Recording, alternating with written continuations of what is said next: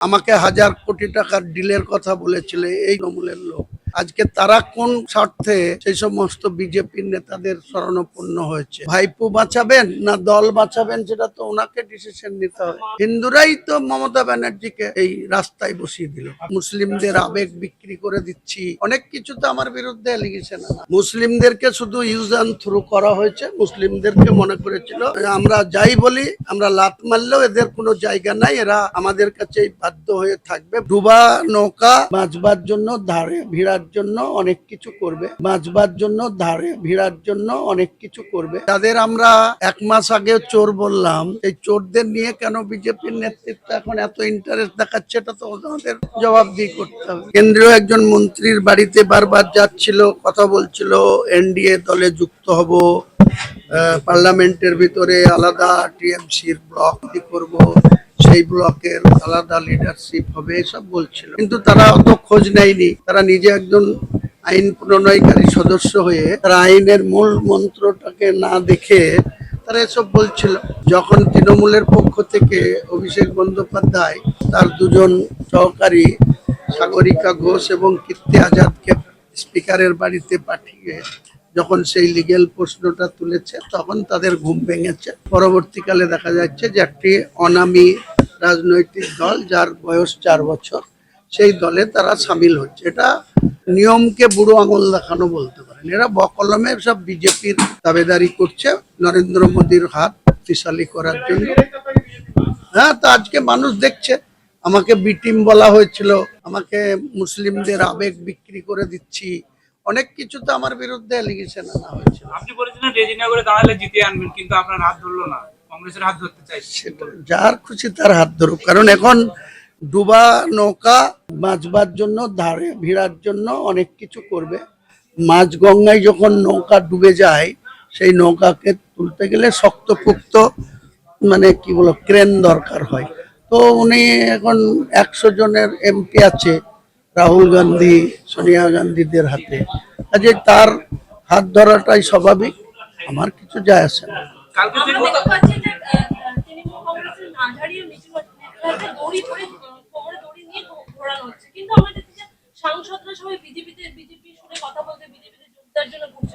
BJP আগামী দিনে এর জন্য খেসারত দিতে হবে।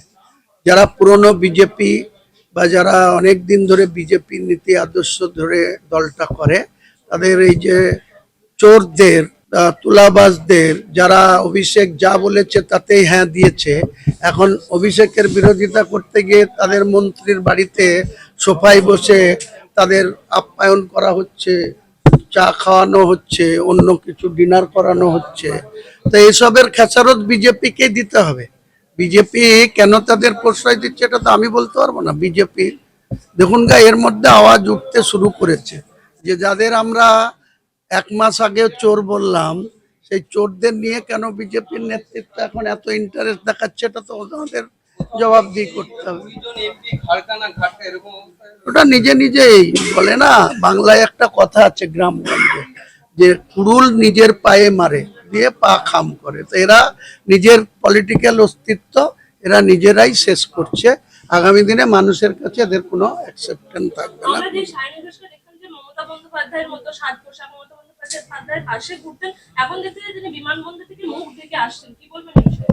একটা চোখ লজ্জা বলে তো কিছু আছে।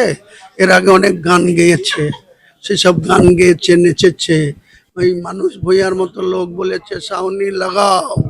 তা আজকে তাদের তো মানুষের কাছে সোজা হয়ে দাঁড়িয়ে কথা বলতে গেলে তো একটু লজ্জা বোধ হচ্ছে, তাই মুখ ফুক ঢেকে বুরখা ফুরখা এরপরে পড়বে, দিল্লিতে যাবে, নামবে, দেখবেন। নিশ্চয়, শুধু মমতা ব্যানার্জির সঙ্গে না, 2024-এ বিজেপির বিরুদ্ধে যারা মমতা ব্যানার্জিকে দেখে প্রতীকে জোড়া ফুল প্রতীকে ভোট দিয়ে নির্বাচিত করেছিল, তারা বাংলার প্রত্যেকটা ভোটারের সাথেও বিশ্বাসঘাতকতা করেছে। এর জবাব এরা নিশ্চয়ই পাবে।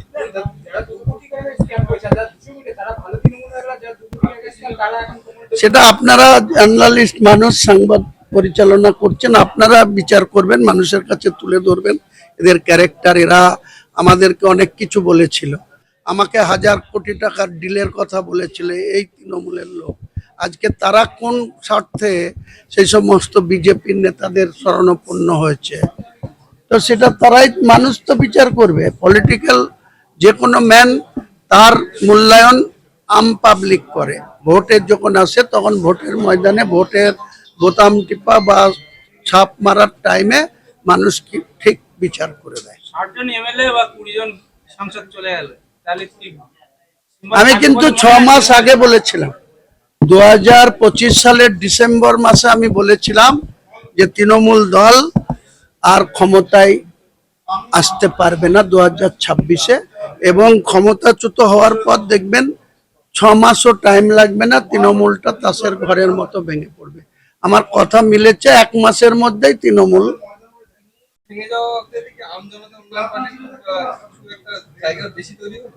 নিশ্চয়ই মানুষের কাছে গ্রহণযোগ্যতা বাড়বে। মানুষ কি করবে, 140 বছরের দল জাতীয় কংগ্রেস, তারা 50 বছর আগে ক্ষমতাচ্যুত হয়েছে 1977 সালে। আজ পর্যন্ত তারা কোনোদিন, আপনি রাজস্থানে যান, আপনি তামিলনাড়ু যান, আপনি ইউপিতে যান, সেখানে দেখবেন 10 বছর 15 বছর অন্তর ক্ষমতা চেঞ্জ হয়।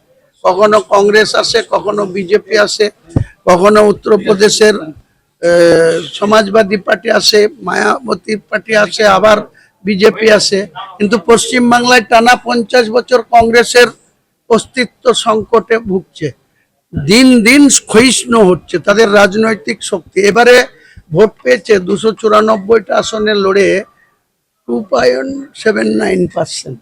তাহলে সেই রাজনৈতিক দলের ছত্রছায়া থেকে কোনো মানুষকেই তো শেল্টার দিতে পারবে না। তা মানুষ কেন তাদের জীবনের ঝুঁকি নিয়ে তাদের মিটিং মিছিলে অংশগ্রহণ করবে? মানুষ তো ডাঙায় থাকতে চায়, শক্ত জায়গায় পা রেখে থাকতে চায়।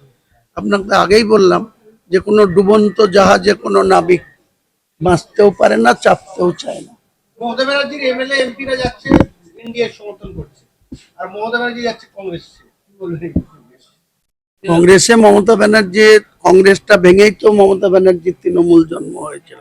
তখন কংগ্রেসের বিরুদ্ধে অনেক অ্যালিগেশন করেছিল। তারপরে 98 সালের 1 জানুয়ারির পর 2001 সালে আবার সেই কংগ্রেসের সঙ্গে হাত মিলিয়েছিল। তো উনি কখন কি বলেন উনি ঠিক করবেন।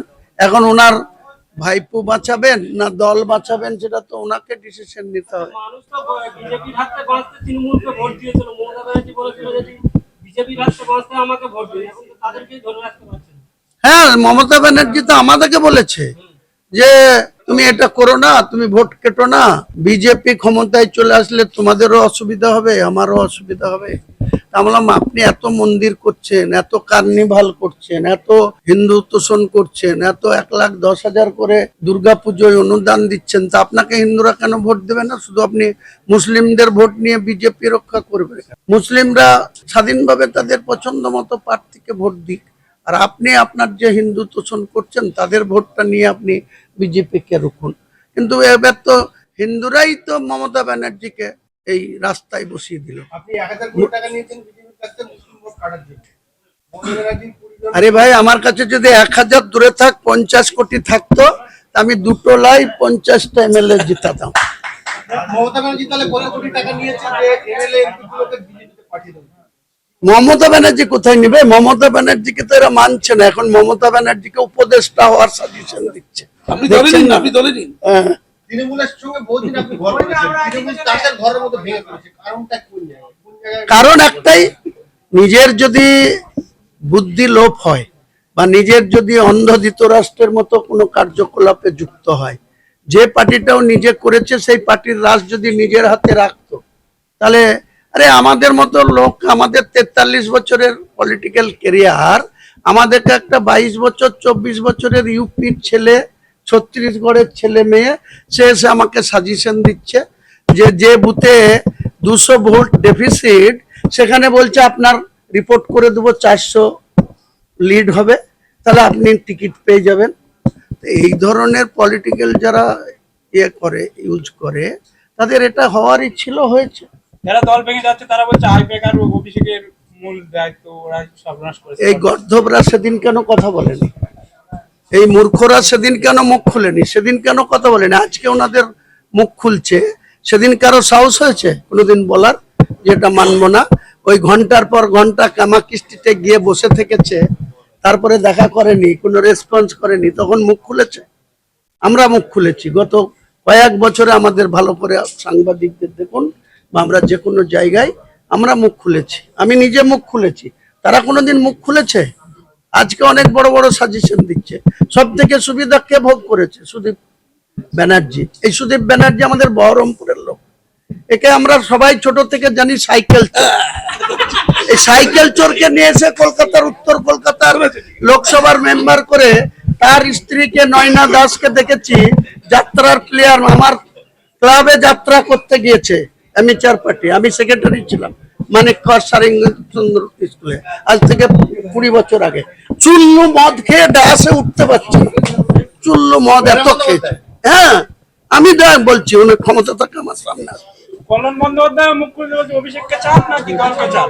ও আবার মিটে গেছে, দেখেন বলছে আমার পুত্র সমান। স্পষ্ট করবো, 15 বছরে বেশ কিছু মানুষ বলছে যে 15 বছরে মুসলিমদের ভাবমূর্তি নষ্ট করেছে তিনি। নিশ্চয় মুসলিমদেরকে শুধু ইউজ অ্যান্ড থ্রু করা হয়েছে। মুসলিমদেরকে মনে করেছিল যে এরা, এদের আমরা যাই বলি, আমরা লাত মারলেও এদের কোনো জায়গা নাই, এরা আমাদের কাছে বাধ্য হয়ে থাকবে, বাধ্য ভোটার হয়ে আমাদেরকে ভোট দেবে। এবার সেটা এবারও দিয়েছে। 70% মুসলিম, এই যে 2,60,00,000 ভোট পেয়েছে। বিজেপি ক্ষমতায় এসছে, তাদের প্রাপ্ত ভোট 2,93,00,000, আর এরা ক্ষমতাচ্যুত হয়েছে, এরা কিন্তু 2,60,00,000 ভোট পেয়েছে। তার মধ্যে 1,60,00,000 মুসলিমদের ভোট। মুসলিমরা এবারও ভোট দিয়েছিল, কিন্তু আসলে যাদের তোষণ করেছে, ওই যে এতে দীঘাতে জগন্নাথ মন্দিরটা এখন ধাম ছিল, আবার মন্দির হয়েছে, এটারই হওয়া ছিল। পাশাপাশি এই যে দুর্গায়নের শিলান্যাস হয়েছে, হ্যাঁ, তারপরে মহাকাল, তার কি অবস্থা হবে? হ্যাঁ, বলছি হুমায়ুন বাবু, আপনি তো ভোটের আগে বলেছিলেন যে মমতা ব্যানার্জিকে আমি রাজনৈতিকভাবে শেষ করে দিতে চাই। এখন তিনি শেষও হয়ে গেছে, আপনি আবার বাঁচাতে চাইছেন। বাঁচাতে চাইনি, আমার মাঝে মাঝে মনে হয় মমতা বন্দ্যোপাধ্যায়ের সঙ্গে যে ধরনের আচরণ তার দলের সৈনিকরা, ঘনিষ্ঠরা করছে, তার জন্য তিনাকে কিছুটা মানে মানসিক শান্তি দেওয়ার জন্য এটা বলেছে।